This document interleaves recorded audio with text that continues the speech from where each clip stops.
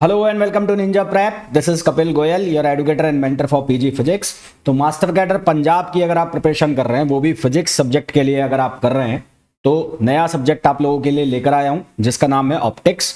Optics में भी हम पहले डिस्कस करेंगे रे ऑप्टिक्स को। दो पार्ट में बटा हुआ है ऑप्टिक्स। एक होता है रे ऑप्टिक्स और एक होता है वेव ऑप्टिक्स। थोड़ा कंसेप्चुअल क्वेश्चन होता है, थोड़े डायग्राम वगैरह आपको समझने होते हैं। वो डायग्राम, वो जो कंसेप्ट्स हैं वो समझ में आ जाते हैं तो क्वेश्चन आसानी के साथ सॉल्व हो जाते हैं। एक चीज़ और, जो ऑप्टिक्स के क्वेश्चन है उसकी प्रैक्टिस जितनी ज़्यादा करोगे उतने ज़्यादा वो समझ में आएंगे, बजाय कि उसकी थ्योरी पे कॉन्सेंट्रेट करोगे। तो थ्योरी तो हमें समझनी है ना, वो तो तय है, पर साथ में हमें क्वेश्चंस भी करना है। जो भी लोग देख रहे हैं इस वीडियो को या बाद में देखेंगे, तो सभी से रिक्वेस्ट रहेगी, प्लीज़ वीडियो को लाइक ज़रूर करें, चैनल को सब्सक्राइब ज़रूर करें।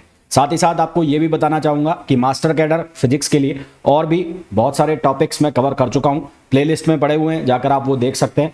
और साथ ही साथ बताना चाहूँगा, अगर आप लेक्चरर कैडर पंजाब के लिए भी प्रिपरेशन कर रहे हैं तो उसके लिए भी प्लेलिस्ट के अंदर बहुत सारे सब्जेक्ट्स के जो वीडियो है वो आपको मिल जाएंगे। तो फ्री में जाकर भी वहाँ से अपनी प्रिपरेशन स्टार्ट कर सकते हैं। और अगर आप कोई कोर्स देख रहे हैं मास्टर कैडर फिजिक्स के लिए या फिर लेक्चरर कैडर फिजिक्स के लिए, तो मेरा जो एप्लीकेशन है उसे डाउनलोड करके आप कोर्स भी ज्वाइन कर सकते हैं। अदरवाइज यहाँ पर जो वीडियोस है, अलग अलग स्टेट के एग्जाम के जो वीडियो है वो भी आपके लिए बहुत हेल्पफुल हो सकते हैं। तो वीडियो को कंटिन्यू करूं उसके पहले आप लोगों से ये कहूंगा, प्लीज वीडियो को लाइक जरूर कर दें और चैनल को सब्सक्राइब जरूर कर दें। तो चलिए स्टार्ट करते हैं आज का वीडियो।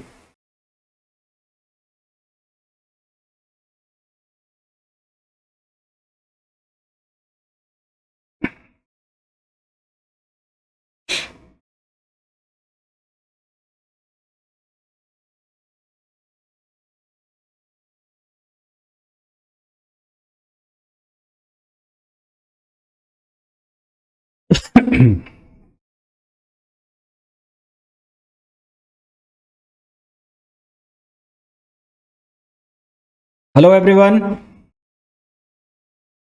Hello everyone, welcome back to Ninja Prep. तो जो भी लोग लाइव आ चुके हैं, प्लीज एक बार कंफर्म कर दीजिए, एम आई ऑडिबल और नॉट। क्या मेरी वॉइस आप लोगों को क्लियर आ रही है, नहीं आ रही? ऑडियो वीडियो क्लियर है नहीं है, एक बार कंफर्म कर दो पहले, फिर क्लास को कंटिन्यू करें।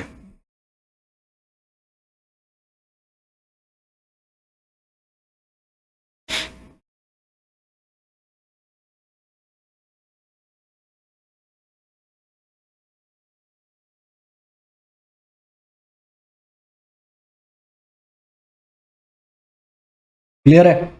ठीक है भाई। कल हमने रे ऑप्टिक्स के अंदर, कल हम लोगों ने बात की थी, जो रिवर्सिबिलिटी लॉ है उसकी बात की थी, उसके अलावा लेटरल शिफ्ट और नॉर्मल शिफ्ट की बात की थी हमने। आज का जो लेक्चर है इसमें सबसे पहले हम कुछ क्वेश्चंस करेंगे। क्वेश्चंस करने के बाद हम लोग डिस्कस करेंगे जो रियल एंड अपरेंट डेप्थ है उसके और क्या क्या केसेस बनते हैं उसको हम डिस्कस करेंगे। ऑप्टिकल पाथ को हम डिस्कस करेंगे। ठीक है, तो पहले कुछ क्वेश्चन कर लेते हैं, उनके आंसर करना। तो कुछ क्वेश्चन मैं दे रहा हूं, उनके आंसर करना। तो क्वेश्चन नंबर फर्स्ट जो मैं दे रहा हूं आपको, क्वेश्चन नंबर फर्स्ट, तो उस क्वेश्चन में बोला गया है on a glass plate, on a glass plate, glass plate, a light wave, a light wave is incident, light wave is incident at an angle, at an angle of 60 degree, at an angle of 60 degree, if the reflected and refracted, if the reflected and refracted, reflected and refracted waves are mutually perpendicular, waves are mutually perpendicular, mutually perpendicular, the refractive index of the material is, the refractive index Ri of the material is। ये question है। Options आपको दिए हैं, option A है √3/2, option B आपको दिया है √3, option C आपको दिया है 3/2 और ऑप्शन डी आपको दिया है 1/√3। 1/√3। बताओ भाई कैसे करोगे इस क्वेश्चन को। देखो इस क्वेश्चन में आपको बोला है कोई ग्लास प्लेट है जिस पर लाइट वेव इंसिडेंट कर रही है, किस एंगल पर, 60 डिग्री एंगल पर। मैं एक ग्लास प्लेट बना लेता हूं, ये मैंने ग्लास प्लेट बना ली और ये इसका मैंने नॉर्मल बना दिया, ये नॉर्मल बना दिया। तो नॉर्मल के साथ जो एंगल बन रहा है ग्लास इंसिडेंट वेव का, ये एंगल बन रहा है कितना, 60 डिग्री का। तो यानी कि ये एंगल आपको दिया हुआ है 60 डिग्री। फिर यहां से एक वेव रिफ्लेक्ट होगी, तो ये रिफ्लेक्ट हो गई, ये रिफ्लेक्टेड वेव हो गई, और एक हो गई रिफ्रैक्टेड रे, तो रिफ्रैक्टेड रे, ये रिफ्रैक्टेड रे हो गई। तो ये कौन सी हो गई, ये हो गई रिफ्रैक्टेड, और ये वाली जो है ये कौन सी हो गई, ये हो गई रिफ्लेक्टेड। क्वेश्चन के अंदर साफ साफ बोला है कि रिफ्लेक्टेड और रिफ्रैक्टेड रे जो है वो एक दूसरे के परपेंडिकुलर है, यानी कि ये जो एंगल है ये कितना है, 90 डिग्री का है, ठीक है। और ये यहां से परपेंडिकुलर को मैंने नीचे बढ़ा दिया, तो ये वाला एंगल अगर 60 डिग्री है तो ये वाला एंगल भी कितना होगा, 60 डिग्री होगा। ये वाला एंगल भी कितना होगा, 60। और ये अगर 60 है तो ये एंगल कितना बचेगा, क्योंकि ये पूरा तो 90 का होगा, ये पूरा एंगल 90 का होगा। तो ये अगर 60 है तो ये कितना बचा, ये बचा 30। और अगर ये 30 है तो ये एंगल कितना बचा, ये सिर्फ इतना सा एंगल, ये एंगल कितना हो गया, ये 60 डिग्री का हो गया। अब ये पूरा एंगल कितना होगा, 90 का, तो ये एंगल कितना होगा, कितना हो जाएगा, 30 डिग्री हो जाएगा। ये एंगल कितना हो जाएगा, 30 डिग्री। यानी कि इंसिडेंट एंगल जो है वो कितने डिग्री का हो गया, 60 डिग्री का, और रिफ्रैक्टेड एंगल जो है वो कितने का हो गया, 30 डिग्री का हो गया। रिफ्रैक्टेड एंगल जो है वो कितना हो गया, 30 डिग्री हो गया। अब यहां पर स्नेल्स लॉ का यूज करो, साइन आई अपॉन साइन आर। तो by using Snell's law, by using Snell's law, तो स्नेल्स लॉ का यहां पर यूज करो, क्या, साइन आई अपॉन साइन आर। और ये साइन आई अपॉन साइन आर किसके बराबर होता है, μ2 अपॉन μ1।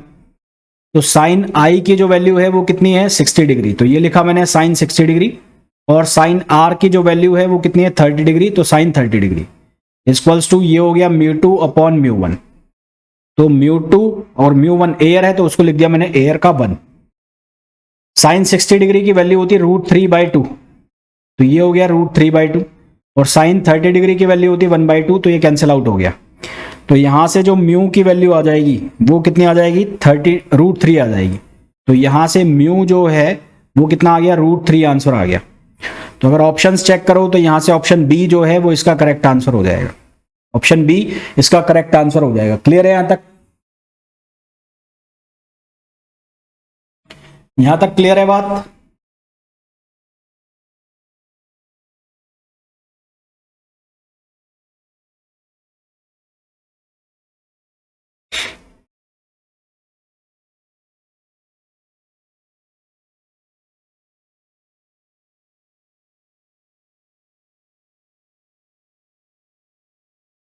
नेक्स्ट क्वेश्चन पे आओ।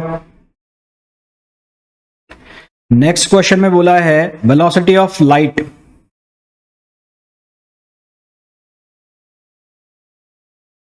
मेरे को समझ में नहीं आया, इसको इंग्लिश में लिखो। हाँ, velocity of light, velocity of light in glass whose refractive index, refractive index को मैं शॉर्ट में लिख रहा हूं RI, with respect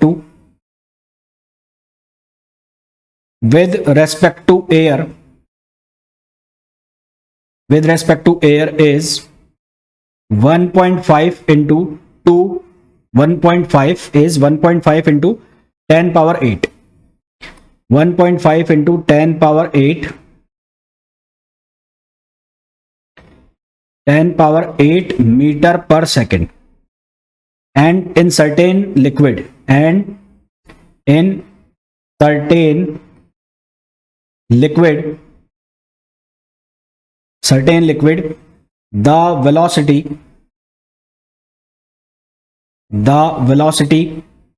of light found to be 2.50 into 10 power 8 meter per second. The refractive index मतलब RI, refractive index of the liquid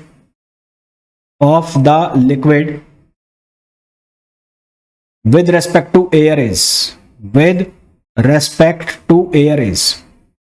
with respect to air is options आपको दिए हैं। ऑप्शन ए है 0.64,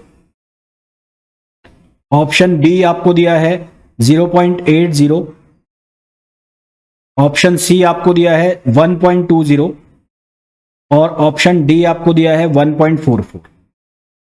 करो, कैसे करोगे?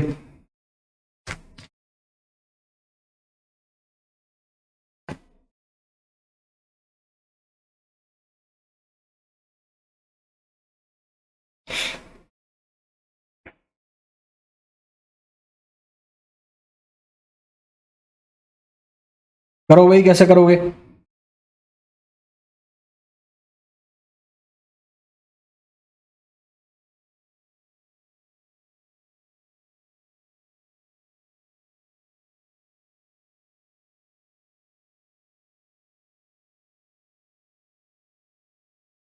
देखो यहां पर हम आपको गिवन है velocity of light in glass whose refractive index respect to air, है ना। तो ग्लास का रिफ्रैक्टिव इंडेक्स दिया हुआ है, refractive index with respect to air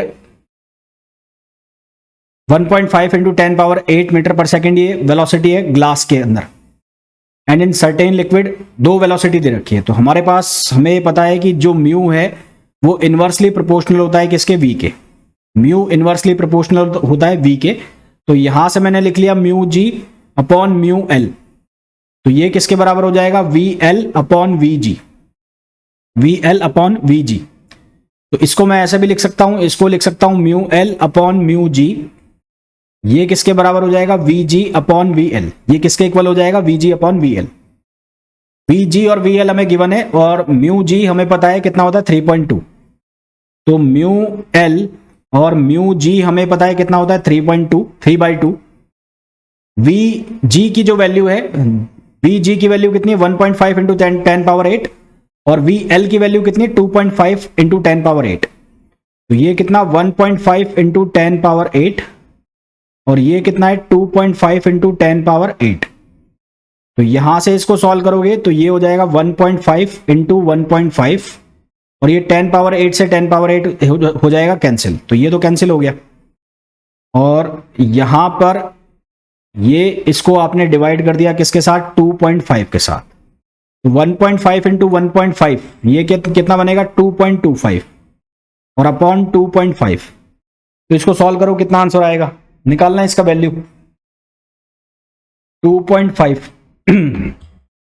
तो आप निकालो 2.25, 2.25 को डिवाइड करो 2.5 से, तो आंसर आएगा 0.90। इसका आंसर आएगा 0.90। 0.90 ऑप्शन में है? नहीं है। एक मिनट रुको, एक क्वेश्चन में थोड़ा सा करेक्शन है।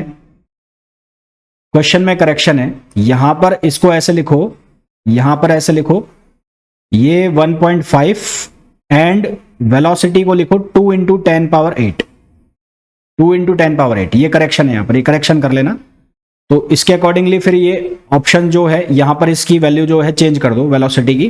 तो वेलोसिटी की वैल्यू 2 कर दो। तो ये करो आप 2, तो ये हो जाएगा 2। तो यहां से ये कितना बन जाएगा? ये बन जाएगा 3.0। तो 3.0 को डिवाइड करो 2.5 से, 3 को डिवाइड करो 2.5 से, 1.2 आंसर आ जाएगा। तो इसका जो रिफ्रैक्टिव इंडेक्स है लिक्विड का वो कितना आ जाएगा? 1.2। Is it clear? तो इसका जो रिफ्रैक्टिव इंडेक्स है वो कितना आ जाएगा? 1.2। Is it clear? यहां तक क्लियर है सभी को?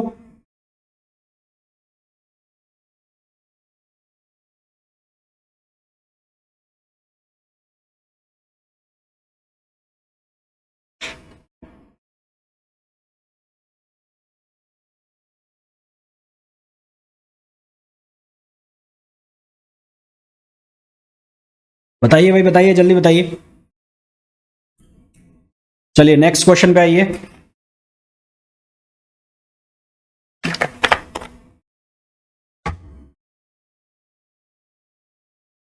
Next question is A ray of light. Question number 3. A ray of light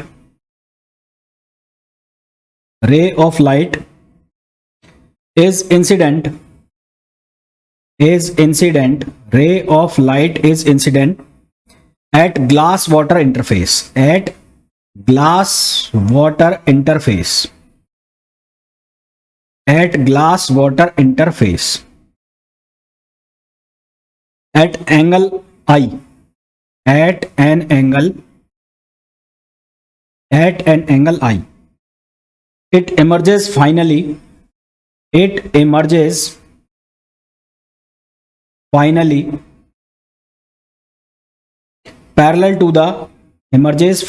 parallel to the surface of water. Parallel to the surface of the water. Surface of the water. Refractive index of the glass. Then refractive index of the glass will be. Options आपको दिए हैं. Option A है 4/3 sign आई. Option B आपको दिया है 1 sign आई. Option C आपको दिया है 4/3 और ऑप्शन डी आपको दिया है 1. डायग्राम जो इसमें बना के दिया है वो डायग्राम कुछ ऐसा है. एक सरफेस,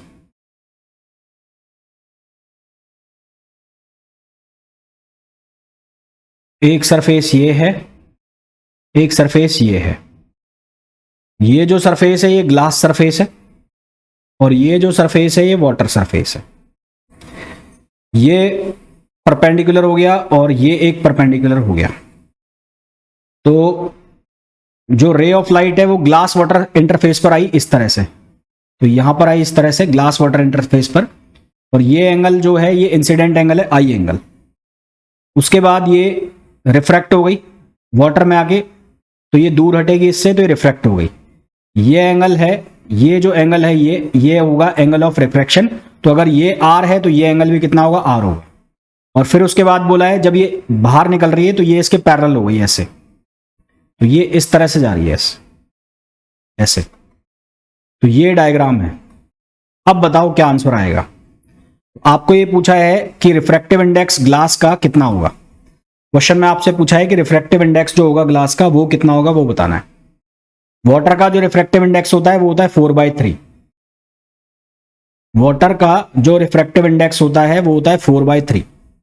तो म्यू वाटर इक्वल्स टू कितना, 4/3. करिए भाई.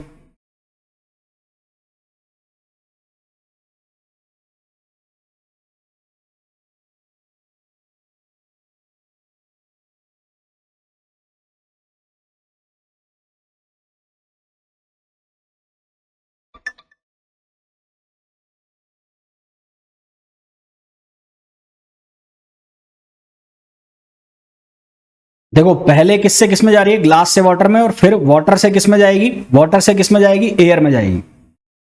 तो दो इंटरफेस बन रहे हैं. एक बन रहा है ग्लास वाटर इंटरफेस और एक बन रहा है वाटर एयर इंटरफेस.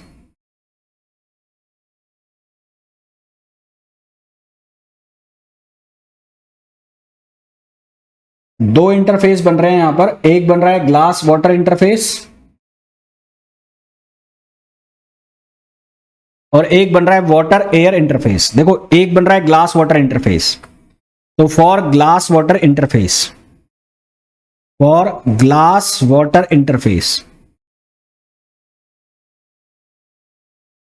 तो ग्लास वाटर इंटरफेस के लिए क्या लिखेंगे, कहां से कहां जा रही है, ग्लास से वाटर में.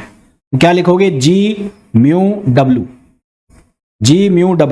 तो ये क्या बनेगा, ये बनेगा mu W upon mu G. तो ये किसके बराबर होगा, साइन आई अपॉन साइन आर, है ना. तो ये किसके बराबर हो जाएगा, साइन आई अपॉन साइन आर. ये किसके लिए हो गया, ग्लास वाटर इंटरफेस के लिए हो गया. दूसरा इंटरफेस कौन सा है, फॉर वाटर एयर इंटरफेस. तो कहां से कहां जा रही है? वाटर से और एयर में। तो वाटर से कहां पर जा रही है? एयर में जा रही है। तो इसके लिए क्या लिखा जाएगा? ये लिखा जाएगा mu A upon mu W, mu A upon mu W. तो ये क्या बनेगा? ये बनेगा साइन आई अपॉन साइन आर। यहां तक बात क्लियर है क्या मेरी? यहां तक बात समझ में आ गई?